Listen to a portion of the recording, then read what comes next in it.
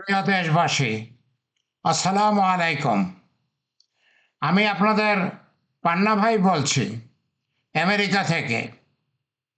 মুক্তিযোদ্ধা professor doctor ইমারত হোসেন পান্না। আপনারা জানেন আমি ৩৬ বছর যাবৎ আমেরিকায় থাকি, একজন আমেরিকান প্রবাসী। আমি আজকে কি বলবো, আমি কি বলতে চাচ্ছি, আমি যেটা বলতে চাচ্ছি, আমরা যারা প্রবাসে থাকি, বিশেষভাবে আমার মতো যাদের বয়স হয়ে গেছে, আমার ৭৭ বছর বয়স হয়ে গেছে, আমরা এখন রিটায়ার্ড। আমরা বাংলাদেশের জন্য কিছু করতে পারি এবং কিছু করতে চাই। সেটা কি? আমরা বাংলাদেশে ফিরে আসতে চাই এবং আমরা বাংলাদেশে এমন কিছু করতে চাই যাতে বাংলাদেশের উন্নতি হয়।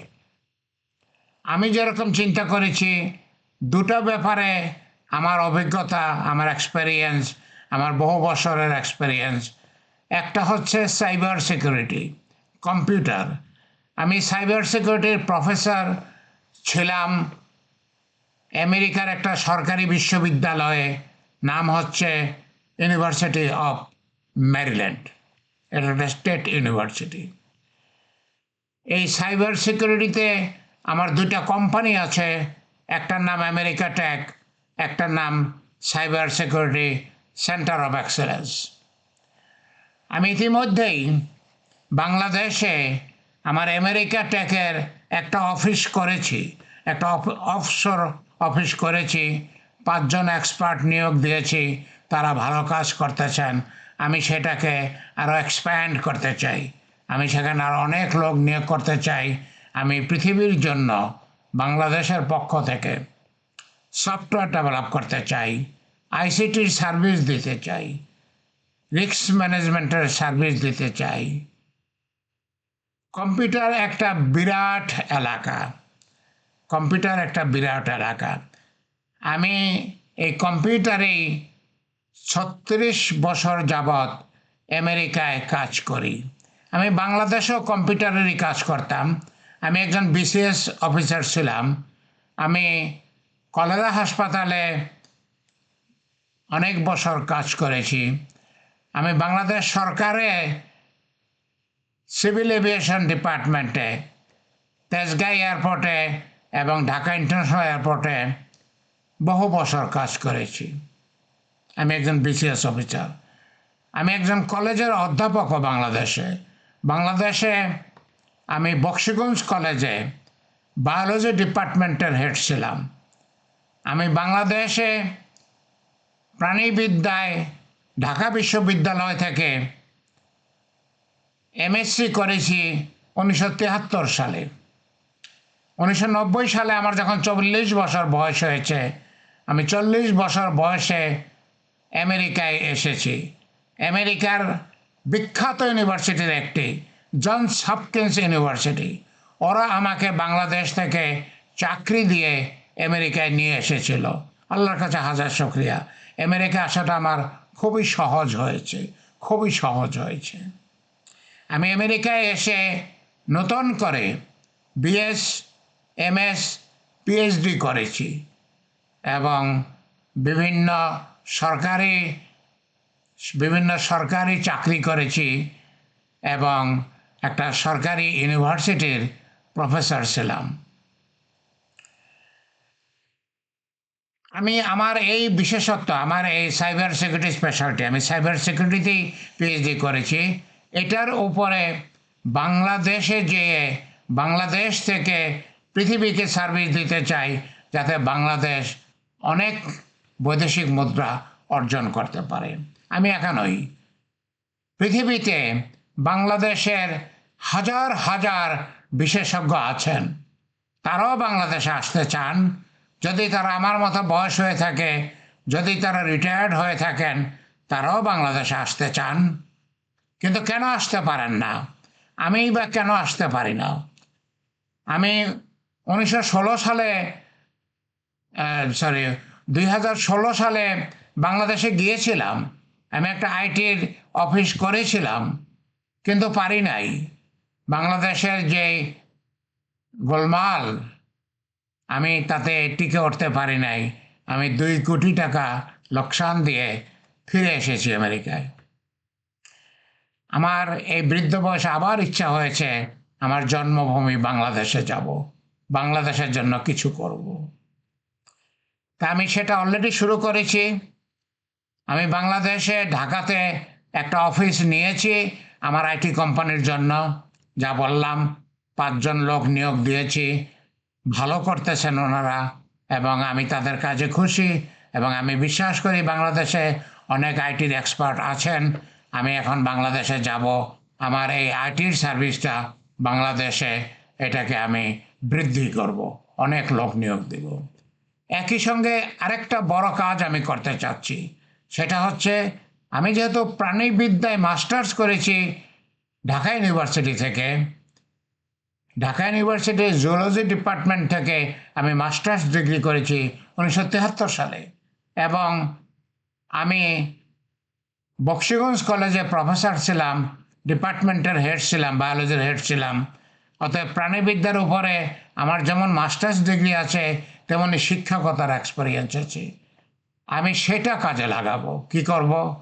বিক্রমপুরে আমার 2.5 বিঘা জমি আছে, বিক্রমপুরে আমার 2.5 একর জমি আছে। আমি তার 2 একর জমিতে একটা বড় সমন্বিত কৃষি ফার্ম করব। একটা বড় সমন্বিত কৃষি ফার্ম করব। সমন্বিত কৃষি ফার্ম কি? আপনারা যারা আমার ভিডিও দেখেন, আমি গত 4-5টা ভিডিওতে বলেছি সমন্বিত কৃষি ফার্ম কি। সমন্বিত কৃষি ফার্ম এমন একটা কৃষি ফার্ম যেখানে অনেক কিছুর চাষ করা হয় এবং একটা আরেকটার পরিপূরক, একটা আরেকটাকে হেল্প করে। যেমন পুকুরে মাছ থাকবে আর সেই পুকুরে হাঁস থাকবে, তাহলে হাঁসের পায়খানা পচে যেয়ে শ্যাওলা হবে, সেটা মাছে খাবে, আর হাঁস সেই পুকুরে শ্যাওলা খাবে। এটা হচ্ছে একটা আরেকটাকে হেল্প করতেছে। পুকুর পাড়ে গাছ থাকবে, কলা গাছ থাকবে, পেঁপে গাছ থাকবে, কমলা গাছ থাকবে, আমার ফল হচ্ছে সেখান থেকে। পুকুর পাড়ে সবজি হবে, বিভিন্ন রকমের সবজি হবে, আমার সবজি হচ্ছে সেখান থেকে। পুকুরে মাছ তো থাকবেই, পুকুর পাড়ে ছাগল থাকবে, গরু থাকবে, ভেড়া থাকবে। আর পুকুরের উপরে একটা ঘর করব। সেই ঘরে কি থাকবে? সেই ঘরে হাঁস থাকবে, মুরগি থাকবে, কবুতর থাকবে, কোয়েল পাখি থাকবে, খরগোশ থাকবে। মুরগি এবং হাঁস এবং কবুতর এবং খরগোশ এবং কোয়েল পাখি, এগুলোর পায়খানা পুকুরে পড়বে, পচে যেয়ে শ্যাওলা হবে, মাছ খাবে, আর সেই শ্যাওলা হাঁসেও খাবে। এটা হচ্ছে সমন্বিত কৃষি খাবার। কেন সমন্বিত কৃষি খাবার করা হয়? অনেক লাভ হয়। কারণ একই জায়গায় আপনি অনেকগুলো ফসল উৎপাদন করতেছেন, অনেকগুলো প্রাণী পালতেছেন, লাভ অনেক বেশি হয়। লাভের কথা আমি 4-5টা ভিডিওর মধ্যে করেছি।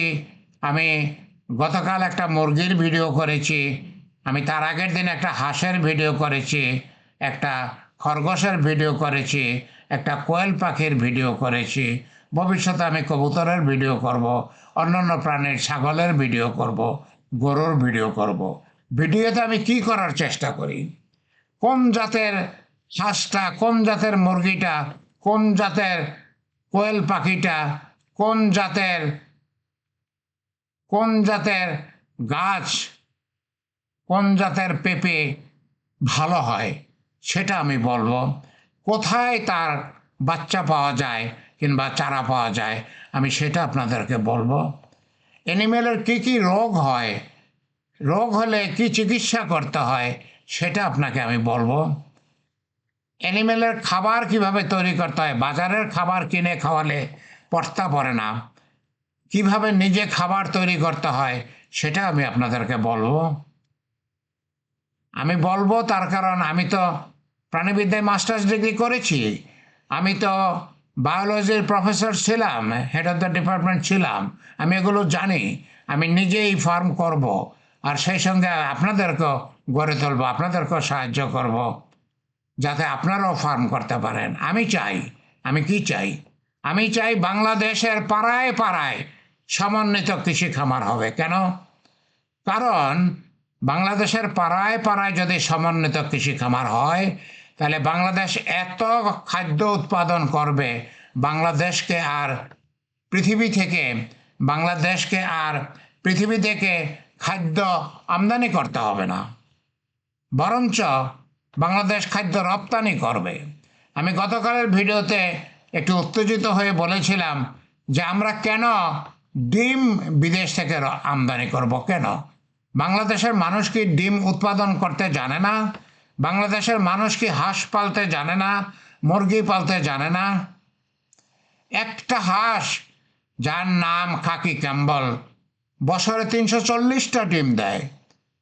একটা মুরগি যার নাম হোয়াইট লেগহর্ন বছরে 320টা ডিম দেয়। আর অতি সহজে আপনি একটা ঘরে 1000 হাঁস পালন করতে পারেন।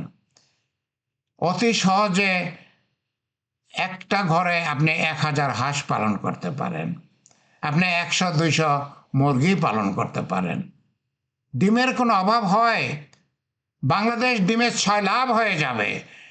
বাংলাদেশে সবাই ডিম খেয়ে আমরা বিদেশে ডিম রপ্তানি করব। আমরা কেন কোটি কোটি ডলার খরচ করে ডিম আমদানি করব? আমরা এত ডিম উৎপাদন করব, আমরা ডিম রপ্তানি করব। কিন্তু বাংলাদেশের একটা কাজ করতে হবে। আমার মতো বিশেষজ্ঞ যারা 36 বছর যাবৎ আমেরিকায় আছি, সুখের জীবনে অভ্যস্ত হয়ে গেছি, কোনো রকমের আইনের বরখেলাপ এখানে নাই, কোনো ভয় নাই। বাংলাদেশে আমি কোন সাহসে আসব? কোন সাহসে আমি গ্রামে যেয়ে একটা বড় ফার্ম করব, যেখানে আমি 10 কোটি টাকা বিনিয়োগ করব?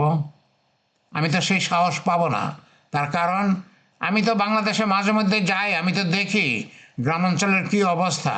বাংলাদেশের আইন শৃঙ্খলা বলতে তেমন কিছু নাই, যার জন্য দেখুন আমার স্লাইডটায় কি বলেছি। আমি তার শেষের অংশে বলেছি যে বাংলাদেশ সরকার এই প্রবাসীদের, যেই প্রবাসীরা বাংলাদেশে এসে অর্থ বিনিয়োগ করতে চায়, ভালো কিছু করতে চায়, তাদের কি নিরাপত্তার ব্যবস্থা করবেন? বাংলাদেশ সরকার যদি নিরাপত্তার ব্যবস্থা না করেন, তাহলে তো আমার পক্ষে তো আর সেই বিক্রমপুরে গ্রামের বাড়িতে আর হাঁসের খামার, মুরগির খামার, ছাগলের খামার, ভেড়ার খামার, মাছের খামার করা সম্ভব না। আমি তো সাহস পাবো না। আমার মতো এরকম আরো হাজার হাজার লক্ষ লক্ষ বাঙালি পৃথিবীর বিভিন্ন দেশে ছড়িয়ে ছিটিয়ে আছেন। আমার মতো তারাও অনেকে রিটায়ার করেছেন। আমার মতো তারাও বাংলাদেশে ফিরে আসতে চান, তারাও বাংলাদেশে বিনিয়োগ করতে চান, বিভিন্ন ফার্ম করতে চান, যার যার স্পেশালিস্ট, যেই বিষয়ে স্পেশালিস্ট সেই বিষয়ে কিছু করতে চান। কিন্তু তারা তো নিরাপত্তা যদি না পান, বাংলাদেশ যদি তাদের নিরাপত্তা নিশ্চিত না করে, বাংলাদেশ যদি নিরাপত্তা না দেয়, আমরা কেউই তো আসার সাহস করব না। অতএব বাংলাদেশ সরকারের কাছে আমার অনুরোধ, দয়া করে আপনারা এই প্রবাসীদের, যেই প্রবাসীরা তাদের ধন সম্পদ নিয়ে বাংলাদেশে আসতে চায়, যারা তাদের জীবনের মূলধন বাংলাদেশে বিনিয়োগ করতে চায় যাতে বাংলাদেশের উন্নতি হয়, মায়ের প্রতি, মাতৃভূমির প্রতি, জন্মভূমির প্রতি যেই দায়িত্ব, সেই দায়িত্ব তারা পালন করতে চায়, তাদেরকে আপনারা একটু সুযোগ দেন। কিভাবে সুযোগ দিবেন? তাদের নিরাপত্তার ব্যবস্থা করেন। যদি নিরাপত্তার ব্যবস্থা করেন, আমরা হাজার হাজার প্রবাসী আমাদের সম্পদ নিয়ে বাংলাদেশে আসব, বাংলাদেশে বিনিয়োগ করব, বাংলাদেশের উন্নতি হবে। আমরা সেটা করতে চাই। যদি আপনারা আমাদেরকে জীবনের নিরাপত্তা দেন। বাংলাদেশের জীবনের কোনো নিরাপত্তা নাই। বিশেষভাবে প্রবাসী যারা কিছু টাকা পয়সা নিয়ে দেশে যায়, তাদের নিরাপত্তা একেবারেই নাই। অতএব বাংলাদেশের সরকারের কাছে আমার অনুরোধ, আপনারা আমাদেরকে এই ব্যাপারে জানান, আপনারা যদি ইতিবাচক জবাব দেন, তাহলে আমরা শীঘ্রই বাংলাদেশে আসব এবং বাংলাদেশে বিনিয়োগ করব। যদি আপনারা সত্যিকার অর্থে বিনিয়োগ চান, আমি প্রফেসর ডক্টর ইমারত হোসেন পান্না, আমি মুক্তিযোদ্ধা পান্না, 11 নম্বর সেক্টরে কর্নেল তাহারের সাথে যুদ্ধ করেছি, 11 নম্বর সেক্টরে ইন্ডিয়াতে ট্রেনিং নিয়েছি এবং 11 নম্বর সেক্টরে একজন কোম্পানি কমান্ডার ছিলাম, একজন গেরিলা কমান্ডার ছিলাম। আমি মুক্তিযোদ্ধা পান্না, বাংলাদেশে ফিরে আসতে চাই। আমি আমেরিকা থেকে আরও 100, 200, 300 আমার মতো রিটায়ার্ড স্পেশালিস্টকে বাংলাদেশে নিয়ে আসতে চাই। আমরা বাংলাদেশে বিনিয়োগ করব। আমরা বাংলাদেশের অর্থনৈতিক অবস্থাকে পাল্টিয়ে দেব ইনশাআল্লাহ। আমরা বাংলাদেশে বিনিয়োগ করব। আমরা ঘরে ঘরে খামার করব। আমরা শহরে বিভিন্নভাবে আমরা specialist, IT specialist, ICT specialist, cyber security specialist, risk management specialist, artificial intelligence specialist, আমরা বিভিন্নভাবে বাংলাদেশ থেকে পৃথিবীকে সাপোর্ট দেব, সার্ভিস দেব, যাতে বাংলাদেশ কোটি কোটি বৈদেশিক মুদ্রা অর্জন করবে। বাংলাদেশ সরকার দয়া করে আমাদেরকে জানান যে আমাদেরকে আপনারা জীবনে নিরাপত্তা দিবেন, যাতে আমরা নিশ্চিন্ত মনে বাংলাদেশে আসতে পারি, নিশ্চিন্ত মনে আমাদের অর্থ বাংলাদেশে বিনিয়োগ করতে পারি, নিশ্চিন্ত মনে আমরা বাংলাদেশে উৎপাদন করতে পারি, বাংলাদেশে উন্নতি করতে পারি। প্রিয় দেশবাসী, আপনারাও সরকারের কাছে দাবি করেন, আপনারাও চান যে আমরা প্রবাসীদের, যারা রিটায়ার্ড প্রবাসী, যাদের হাতে টাকা আছে, আমরা তাদেরকে দেশে আনার ব্যবস্থা করুন। সরকারকে অনুরোধ করেন, প্রবাসীদের দেশে আনার ব্যবস্থা করুন। প্রবাসীদেরকে জীবনের নিরাপত্তা দেন, তাহলে তারা বাংলাদেশে আসবে, তাহলে বাংলাদেশের আর্থিক উন্নতি হবে। আমার সাথে যোগাযোগ করার জন্য আমি নিচে আমার ফোন নাম্বার এবং আমার ইমেল অ্যাড্রেস দিলাম। এছাড়া আমার যে লোগো দুইটা আছে, লোগোতেও আমার ইমেল অ্যাড্রেস আছে, আমার ফোন নাম্বার আছে। দেখুন, আমার একটা উদ্দেশ্য, দেখুন কালো লাইনে আমার যে কথাটা লেখা আছে, যারা দেশের উন্নতি করে তারা জান্নাতি, যারা দেশের সম্পদ বিদেশে পাচার করে তারা জাহান্নামী। আমরা জান্নাতি হতে চাই, আমরা জাহান্নামী হতে চাই না, আমরা জান্নাতি হতে চাই। আমরা দেশের উন্নতি করতে চাই, সেই জন্যই বৃদ্ধ বয়সে আমরা দেশে আসতে চাই। আমার 77 বছর বয়স হয়ে গেছে, কিন্তু আমি বুড়ো হই নাই। আমি এখনও পর্যন্ত দিনে 16 ঘন্টা কাজ করি। এখনও পর্যন্ত আমি প্রফেসর ছিলাম তখন যেরকম দিনে 16 ঘন্টা কাজ করেছি, এখনও পর্যন্ত আমি দিনে 16 ঘন্টা কাজ করি। যাই হোক,